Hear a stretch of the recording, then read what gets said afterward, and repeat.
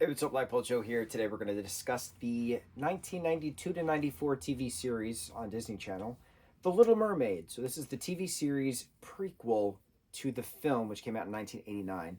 So this is pretty neat because the film is Ariel is 16, something like that, and this is like the lead up to the film, kind of. So she's like 14 in this. So like she's an early teenager, and she has her adventures, and we get backstories of characters. We learn that Ara's a demigod. Triton's grandfather is Neptune, and therefore, obviously, then her great grandfather is Neptune, and therefore she is demigod by proxy, and that's pretty awesome. So we talked about recently Disney demigods.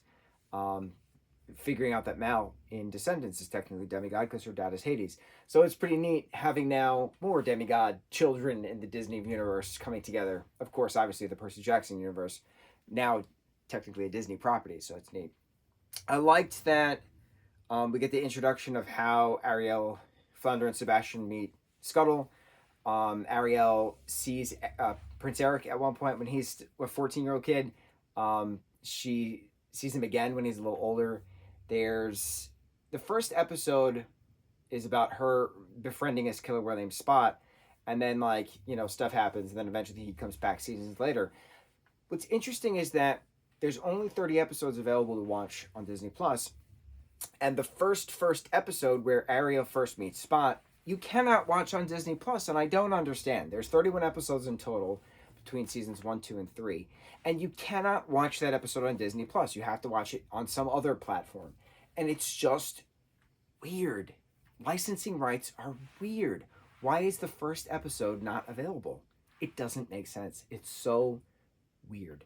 Standout moments. Let's see. I like that Ariel was hanging out with her sisters a lot. There was a lot of sibling rivalry at times. They had this mutual friend Pearl, who was pretty awesome. Little orphan kid, merman kid, urchin comes around, and he initially has a crush on Ariel, and then he's just part of the family at one given point, and Alana or Arista, one of the other siblings, say Urchin's like our rotten kid brother, already. So it was a Father's Day episode. He gives Trident a Father's Day gift, and it's just so heartfelt, and it was adorable. Love Urchin. Wish there was more Urchin.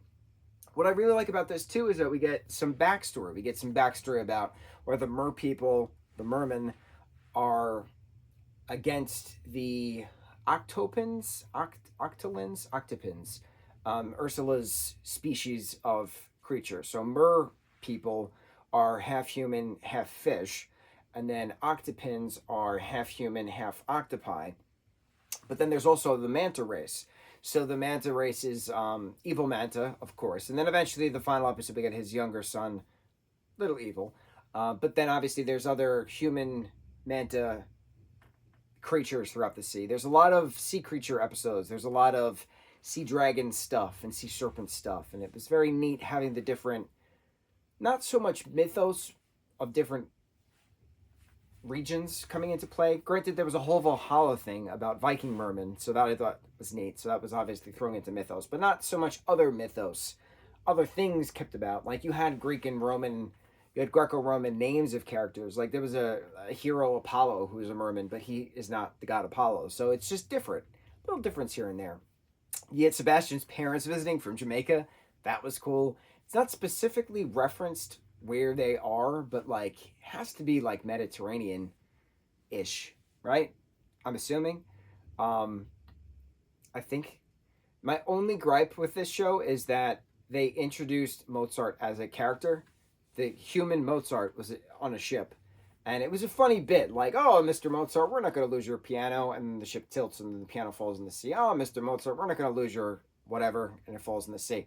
Oh, there's a time period. Okay, so Mozart was alive in the 1700s. Awesome. So then a few episodes later, we get a character introduced, and he's revealed to be, at the end, Hans Christian Andersen, who's writing a story about mermen, mer people, and the kids were, around him, and he was he the human in the metal fish, which was the submarine episode? I think he was that human. But Hans Christian Andersen was alive in the 1800s. There was no overlap between when the two of them were alive. Mozart lived and died in the in the 1700s. He died at 35, which is wild to me. Wild to me. I know he was sick a lot, but wild to me because I'm 34. Wild to me.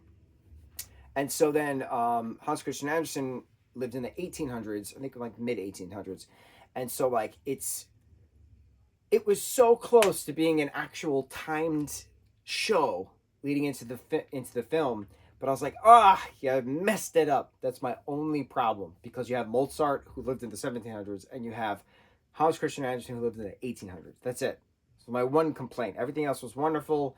I liked Ursula's scenes here and there. I liked little things here and there. I thought they were very well done. Um, I thought I read somewhere in the Descendants canon that I was reading that Ursula's siblings are introduced in the show, but that I didn't. We didn't meet any of Ursula's siblings in this show, so I'm curious if one of the other movies, because there's the second film, which is a sequel, and then the third film technically is another prequel. So I'm curious if that third film, prequel wise, is interspliced into this, giving me some more backstory on Ursula's family. I would like that. I enjoyed it. It was fun. It was heartwarming. The music was fun. I was never bored at times. It's just 31 episodes, 23-minute episodes, and it took me 10 days to watch it. So, marathoning. You got to get your list together. You got to watch them in order. And that way, all the information is fresh and wonderful and palpable in the brain. Little Mermaid TV series, wonderful show. On to the next review. Mucho mahalo.